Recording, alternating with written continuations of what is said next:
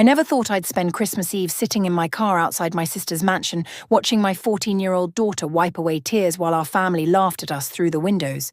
But let me tell you how we got there, because that moment changed everything. My name is Jordan Mitchell, and I'm a nurse at County General Hospital. Nothing fancy, nothing glamorous, just honest work that pays the bills and lets me take care of my daughter Chloe. We live in a small 2-bedroom apartment on the east side of town, and honestly, we're happy there. Or at least we were until that Christmas. The day started like any other holiday. I woke up early, around 5 in the morning, and started baking. Money was tight this year because my car needed new brakes and Chloe needed dental work, so I decided to make homemade gifts for everyone. I spent 3 days baking cookies, making photo albums with old family pictures, and handwriting cards. Chloe helped me wrap everything in brown paper tied with twine because we thought it looked rustic and charming. "Mom, do you think Aunt Veronica will like the cookies?" Chloe asked as we loaded the gifts into my old Honda that morning. I smiled at her, adjusting the collar of her navy blue dress. It was the nicest thing she owned, something we'd found at a thrift store for her school concert last month. "Of course she will, sweetie. Everyone loves your snickerdoodles." Looking back now, I was so naive. We arrived at Veronica's new mansion around 2 in the afternoon. The place was massive, something straight out of a magazine with its stone facade and perfectly manicured lawn. There were already 5 cars in the circular driveway, all of them expensive. My Honda looked like a rust bucket next to Trevor's BMW and Uncle Dennis's Mercedes. Chloe carried the gift bag while I balanced a tin of cookies. We rang the doorbell and waited. And waited. Finally, after what felt like 5 minutes, Veronica opened the door. My younger sister looked perfect as always, wearing a cream-coloured cashmere sweater and designer jeans. Her blonde hair was styled in loose waves, and her makeup was flawless. "Oh," she said, looking us up and down, "you're here." Not, "Merry Christmas," not, "Come in, I'm so glad to see you." Just, "You're here," like we were unexpected guests instead of family who'd confirmed we were coming 3 weeks ago. "Merry Christmas, Veronica," I said, keeping my voice cheerful. "Your house looks beautiful." She stepped aside to let us in, barely glancing at us.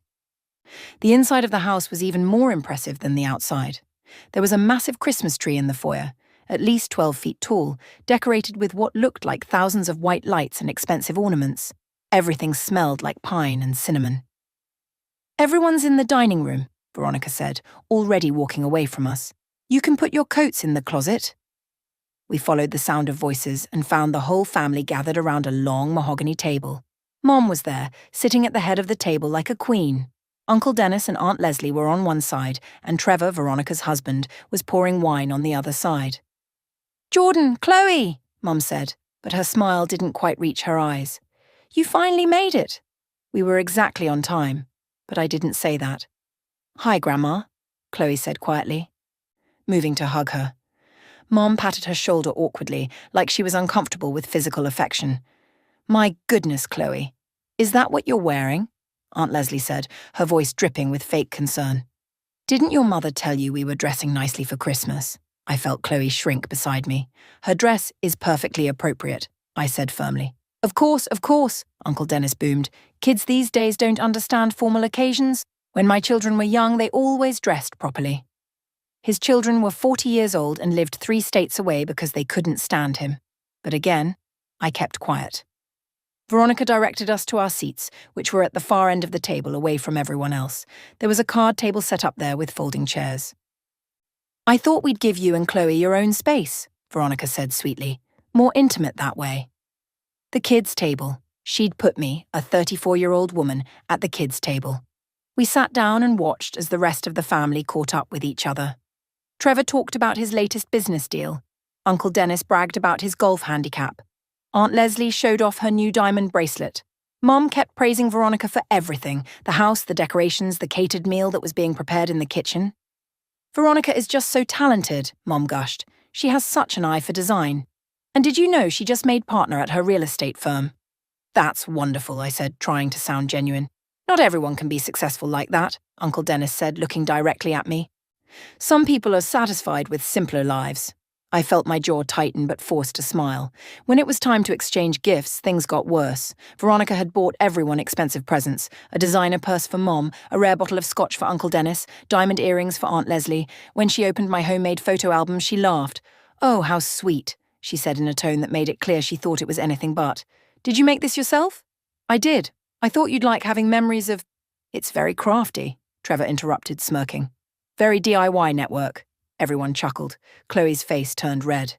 The rest of the afternoon was more of the same. Small comments here and there about my cozy little apartment, my brave choice to be a single mother, my comfortable nursing career.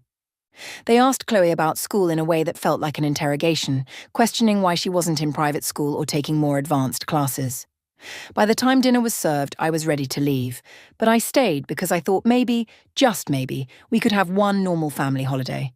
Dinner was catered by some fancy restaurant in town: prime rib, roasted vegetables, truffle mashed potatoes.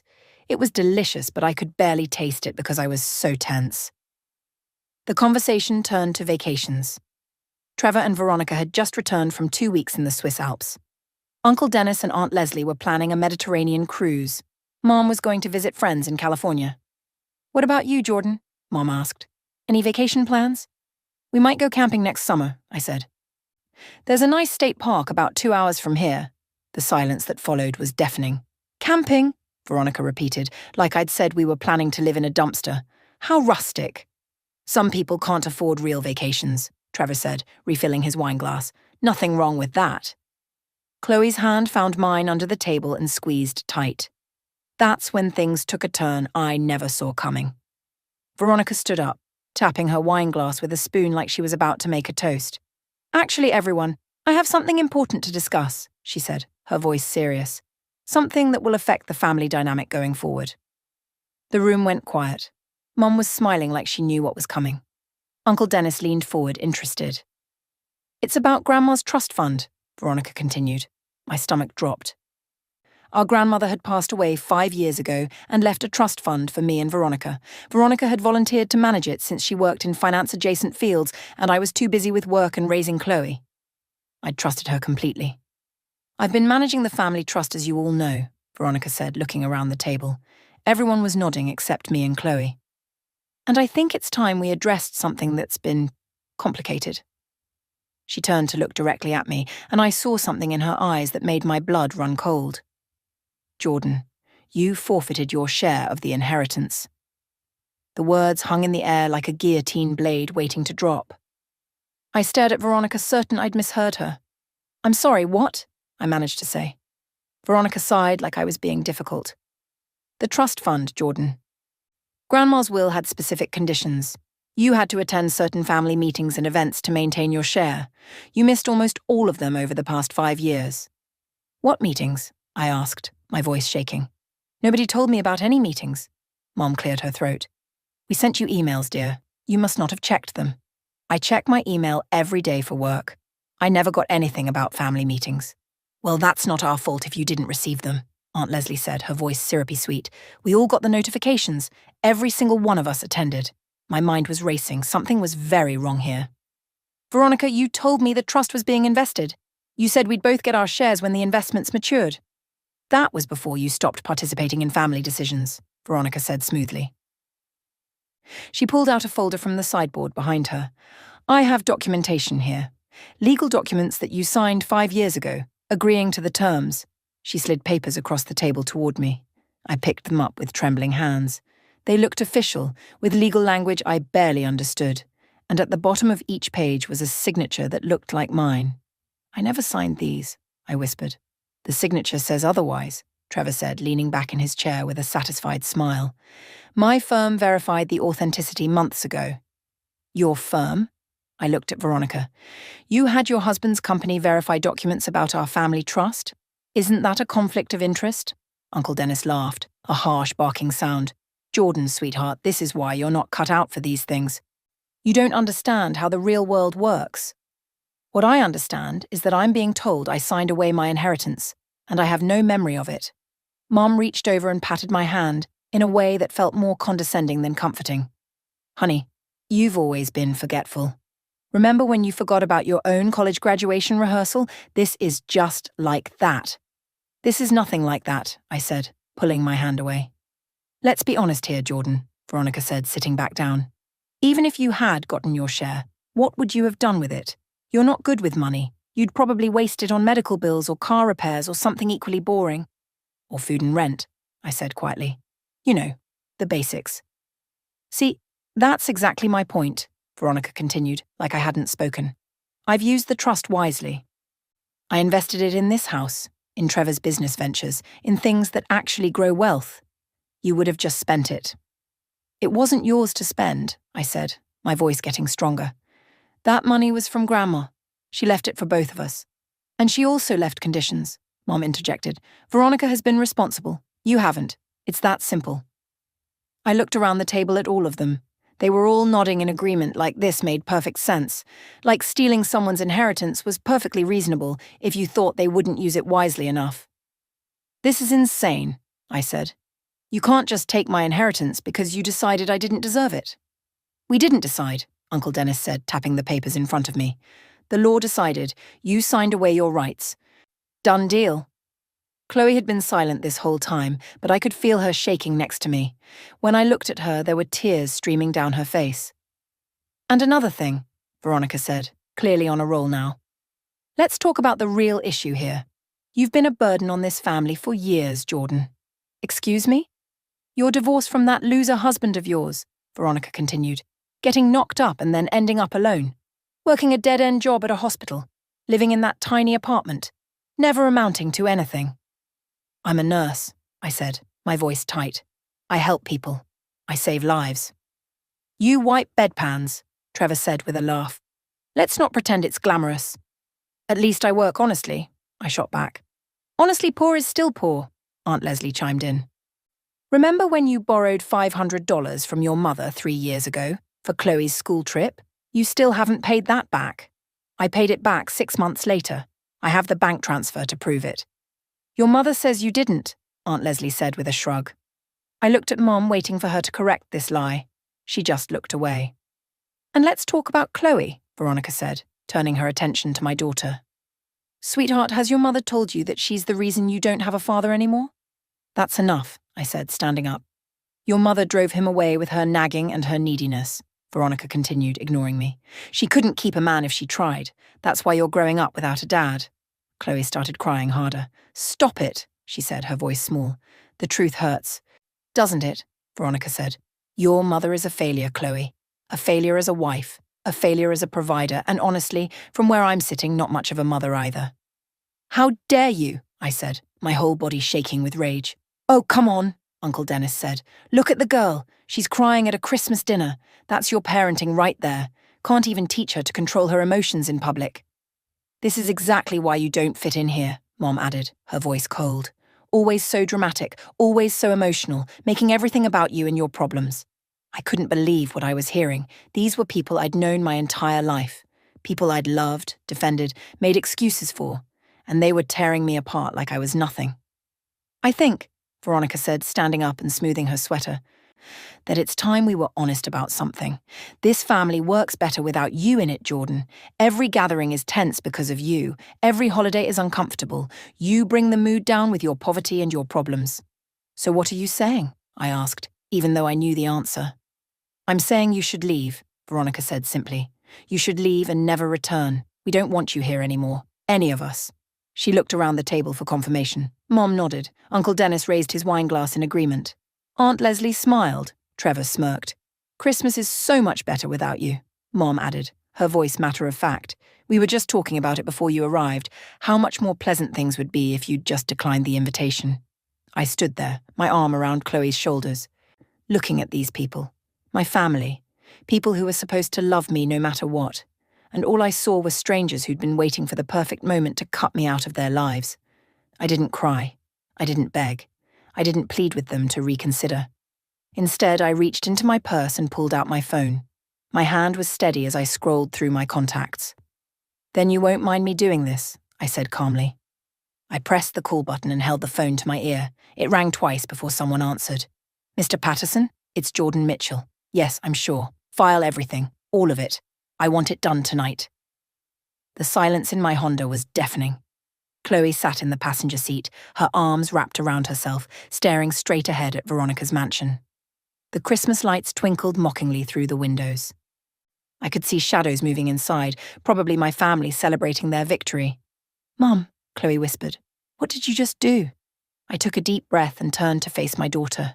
Her eyes were red from crying, her mascara smudged. She looked so young and vulnerable, and I felt a surge of anger at my family for making her feel this way. "Sweetheart, I need to tell you something. Something I've been keeping from you for the past 6 months." She turned to look at me, confusion replacing some of the hurt in her eyes. "Remember back in June when I told you I had to work extra shifts at the hospital?" She nodded slowly. "I wasn't working extra shifts. Well, not all of them anyway. I was meeting with a lawyer, a really good lawyer named Howard Patterson." "A lawyer? Why?" I ran my hand through my hair, trying to figure out how to explain this. "About a year ago, I started noticing things. Small things at first. Veronica would mention investments she was making, expensive purchases. The house we just left? She bought that 8 months ago. It cost almost $2 million. Chloe's eyes widened. $2 million? I started thinking about Grandma's trust fund.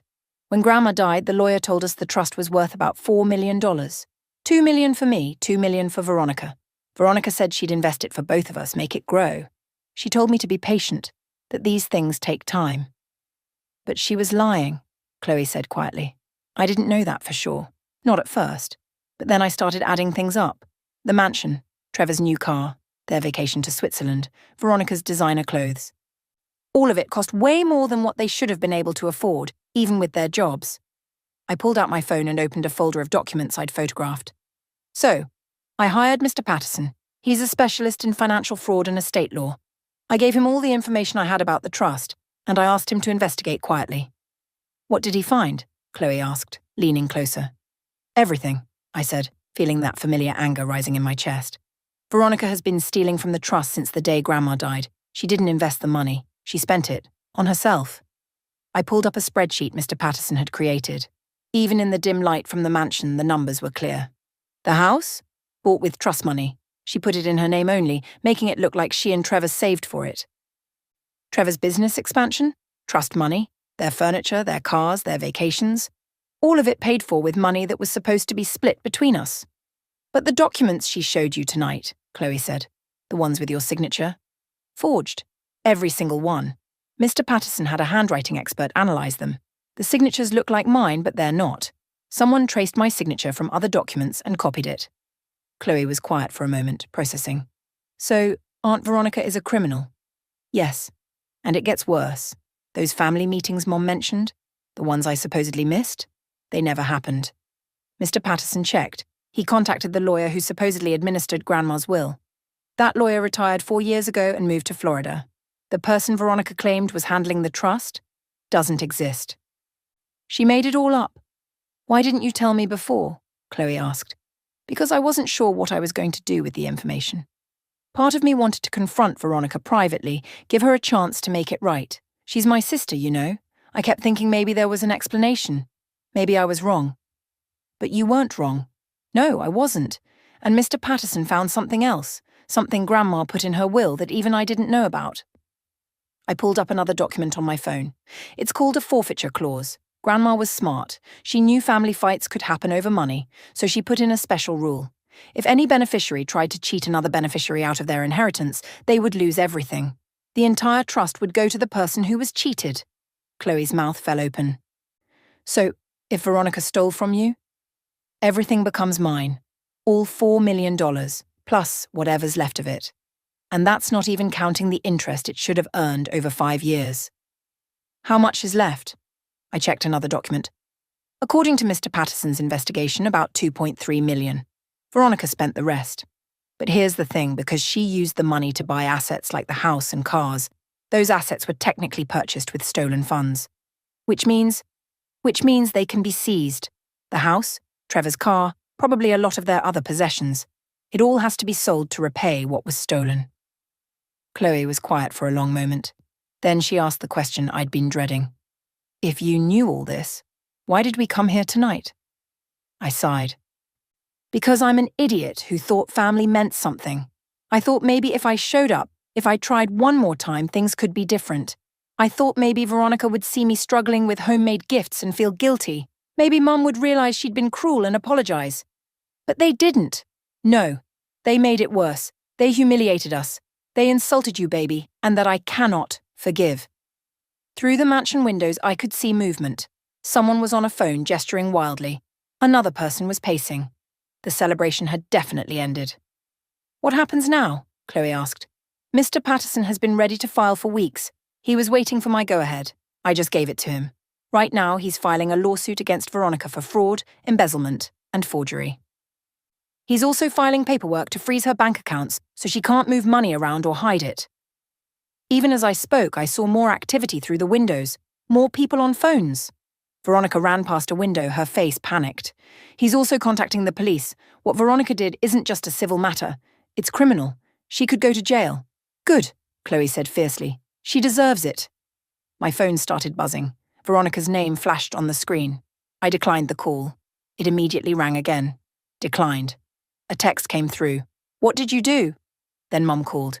Declined. Another text from Veronica. Jordan, please, we can talk about this. There's been a mistake. I showed the text to Chloe. 6 months ago, if she'd admitted what she did and offered to make it right, I might have accepted. But after tonight? After what they said to you? No. They made their choice. Trevor's number called. Declined. A text from Mom. Jordan Michelle Mitchell, you answer this phone right now. We need to discuss this like adults. Like adults, I read aloud. Now she wants to be adult about things.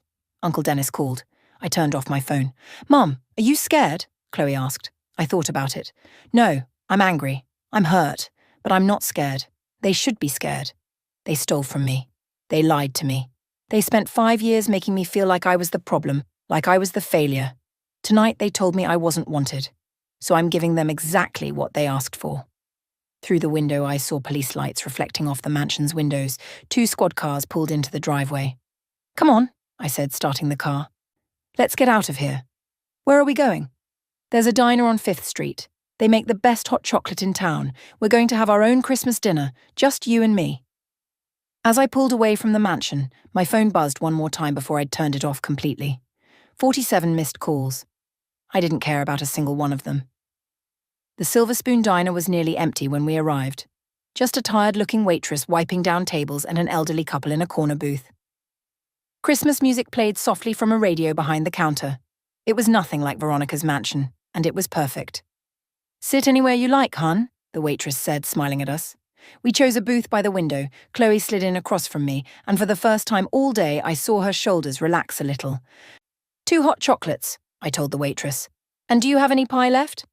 Apple, cherry, and pecan. All homemade this morning. We'll take 1 of each, I said. And 2 forks. The waitress grinned. Rough day? You have no idea. After she left, Chloe looked at me across the table. Mum, what happens next? Like, tomorrow and the day after?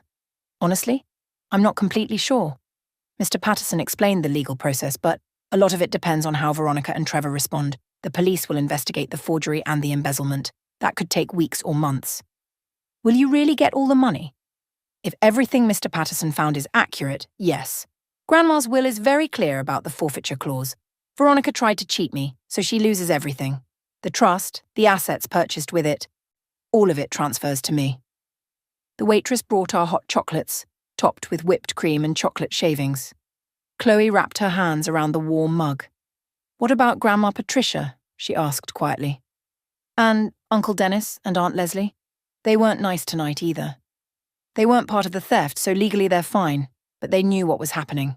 Mom had to know. She backed up Veronica's lies about those fake family meetings. She told everyone I hadn't paid her back money that I definitely paid back. I took a sip of my hot chocolate, letting the warmth spread through me. I think they all agreed to push me out of the family tonight. They coordinated it. This wasn't spontaneous cruelty, this was planned. That's so messed up. Yeah, it really is. My phone sat on the table between us. I'd turned it back on and messages were flooding in. 53 missed calls now. The texts ranged from angry to desperate. Veronica, you're ruining my life. How could you do this to your own sister? Mom, this is not how family handles disagreements. Call me immediately. Trevor, my lawyer says you have no case. You're just embarrassed and lashing out. Uncle Dennis, you always were a vindictive little thing. This is why nobody likes you. Aunt Leslie, think about what you're doing to your nieces and nephews. How will they feel knowing their aunt destroyed their parents? Veronica didn't have kids. Aunt Leslie was being manipulative. Then came the messages that showed they were starting to panic. Veronica, please, Jordan, please call me. We can fix this. I can explain everything. Mom, whatever you think happened, you're wrong. Veronica would never steal from you. She loves you. Trevor, the police are here. They're looking at our financial records. This is harassment. We'll sue you for defamation. I showed some of the messages to Chloe. Notice how it goes from, you have no case, to please call me real fast. They're scared, Chloe said. They should be. The pie arrived, 3 generous slices arranged on a large plate. We each grabbed a fork and started with the apple. Mr. Patterson told me something interesting, I said between bites. When someone commits fraud like this, there's usually a pattern. He looked into Trevor's business dealings too, just to be thorough. And? Trevor's investment firm has been under investigation by the Securities and Exchange Commission for 6 months. They suspect him of running a scheme where he takes money from small investors and uses it for personal expenses instead of actual investments. Chloe's eyes widened. So he's a criminal too? Allegedly. Nothing's been proven yet. But if the SEC finds evidence, and if that evidence connects to the trust fund money Veronica gave him, both of them are in serious trouble. Good, Chloe said fiercely. She'd said that a lot tonight. My phone rang again. This time it was a number I didn't recognize. I answered, putting it on speaker. Ms. Mitchell, this is Detective Maria Reeves with the Financial Crimes Unit. I'm at your sister's residence. I need to ask you some questions about a trust fund. Of course, Detective. What do you need to know? Your attorney, Mr. Patterson, provided us with extensive documentation suggesting your sister forged documents and embezzled approximately $1.7 million from a family trust. Can you confirm you never signed the documents she presented tonight? I can confirm that, absolutely. I never signed anything giving up my inheritance. I didn't even know those documents existed until tonight. And you hired Mr. Patterson 6 months ago to investigate? Yes. I became suspicious of my sister's spending and wanted to verify the trust was being managed properly. It wasn't. I could hear voices in the background, someone arguing. It sounded like Trevor. Ms. Mitchell, I need to inform you that we're seizing financial records and several items from this property. Your sister and her husband are being questioned. This is now an active criminal investigation. I understand, Detective. We'll need you to come to the station tomorrow to give a formal statement. Can you do that? Yes. What time? Let's say 10 in the morning. Bring any documentation you have regarding the original trust. I will. Thank you, Detective. After I hung up, Chloe and I sat in silence for a moment. The reality of what was happening was starting to sink in. They're actually getting arrested, Chloe said. Probably not tonight. They'll question them, look at the evidence, build a case. But yes, eventually there will be charges. Do you feel bad? I thought about it carefully. I feel bad that it came to this. I wish Veronica had just been honest. I wish she hadn't stolen from me. I wish our family wasn't so broken that they could all gang up on us like they did tonight. But you don't regret making the call? No. They spent 5 years lying to me, stealing from me, and making me feel worthless. Tonight they told me to leave and never come back. They told you that I was a bad mother. They made you cry on Christmas. So no, I don't regret it. Another text came through, this one from Veronica. The police are taking everything. My computers, my phone records, my bank statements. Jordan, please, I have children to think about. I showed it to Chloe. She doesn't have children. I know. She's lying again. Some people never learn. We finished our pie in comfortable silence. The diner's warmth, the sugar from the hot chocolate, and the relief of finally standing up for myself all combined into a strange sense of peace. Mom, Chloe said as we prepared to leave. Yeah, baby. I'm proud of you. You didn't yell or cry or beg. You just did what needed to be done. I reached across the table and squeezed her hand. I learned something tonight.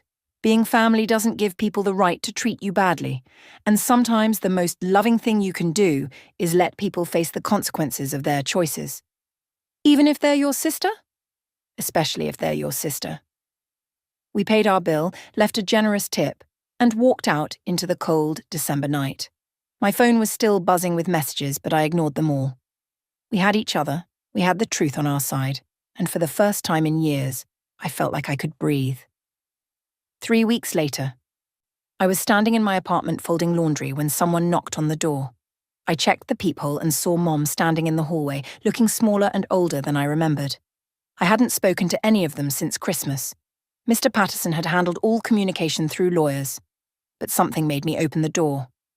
"Hi, Mom," I said, not moving aside to let her in. "Jordan." Her voice was quiet. "Can we talk?" I considered saying no. Part of me wanted to slam the door in her face the way my family had slammed the metaphorical door on me, but Chloe was at her friend's house, and I was curious about what Mom could possibly have to say. "You have 15 minutes, I said, stepping back. She came in and looked around our small apartment like she was seeing it for the first time. We'd lived here for 4 years, but she'd never visited. Not once.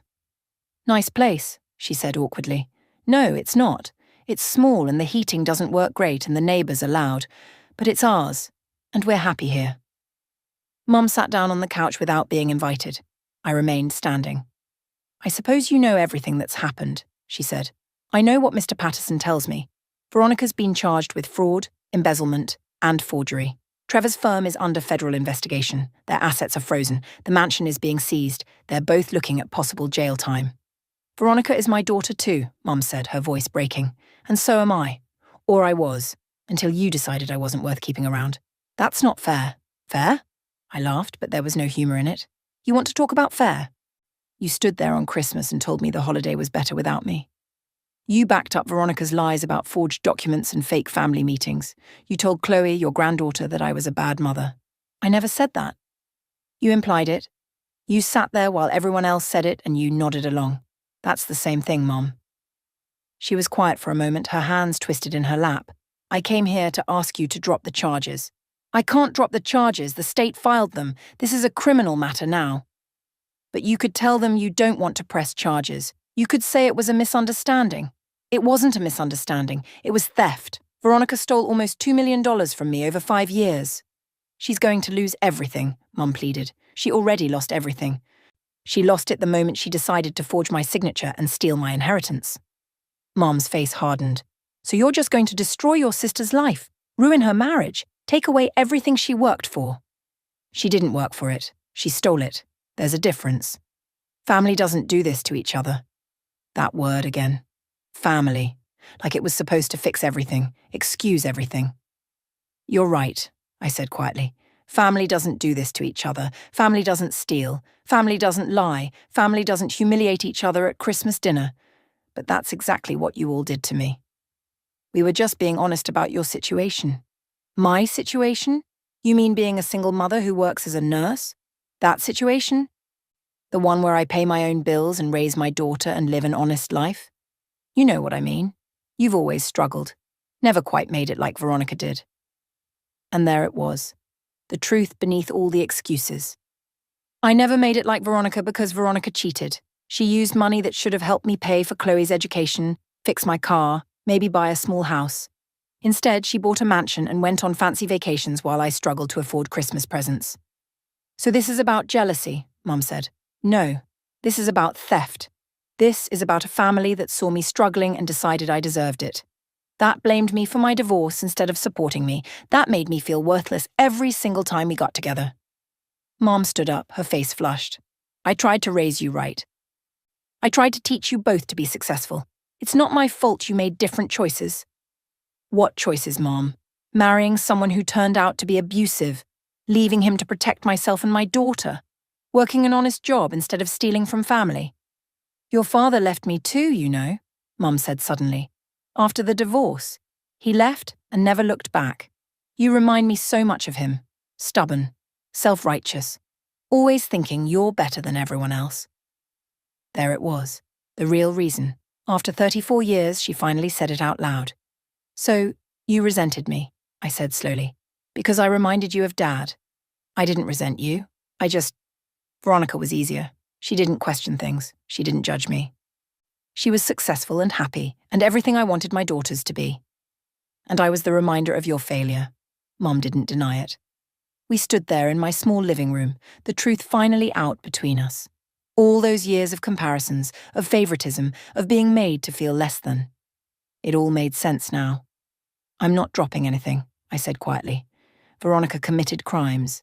she'll face the consequences, and if that means she goes to jail, that's what happens. You really hate us that much. I don't hate you, Mom. I just finally realized that you don't love me. Maybe you never did. And I'm done trying to earn something you were never going to give me. That's not true, isn't it? When was the last time you called me just to see how I was doing? When was the last time you came to Chloe's school events? When was the last time you treated me like I mattered? She had no answer. The trust fund is being transferred to me, I continued. What's left of it anyway? $2.3 million plus interest. The lawyers say it should be finalized in about 2 months. And you're just going to take it all? Not leave anything for Veronica? That's what the will says. Grandma was very clear. If one beneficiary tries to cheat the other, they lose everything. Veronica knew that and did it anyway. Your grandmother would be ashamed of you. No, I said firmly. Grandma would be ashamed of Veronica for stealing. She'd be ashamed of you for enabling it. She'd be proud of me for standing up for myself. Mom grabbed her purse. If you go through with this, don't expect to be part of this family anymore. Mom, I haven't been part of this family for years. You made that very clear on Christmas. I'm just finally accepting it. She walked to the door, then turned back. What will you tell Chloe? That you destroyed her family over money? I'll tell her the truth. That I taught her people don't get to abuse you just because you share DNA. That I showed her it's okay to stand up for yourself, even when it's hard. That I demonstrated what self-respect looks like. Mom left without another word. I sat down on the couch and let out a long breath. My hands were shaking, but I felt lighter somehow. That evening, Chloe came home full of stories about her day. We made spaghetti for dinner and watched a movie. During the commercial breaks, I told her about Mum's visit. Do you think they'll ever apologize? She asked. Probably not. Some people would rather be right than be loved. Are you sad? A little. But mostly I'm relieved.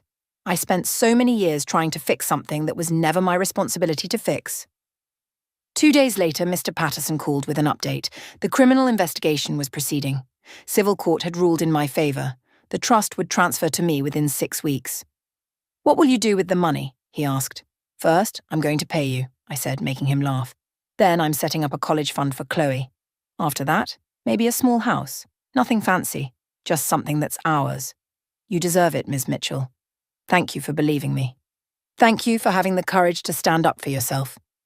That night, Chloe and I sat at our kitchen table making New Year's resolutions. Mine was simple, to never again mistake being mistreated for being loved. Hers was to be brave like her mom.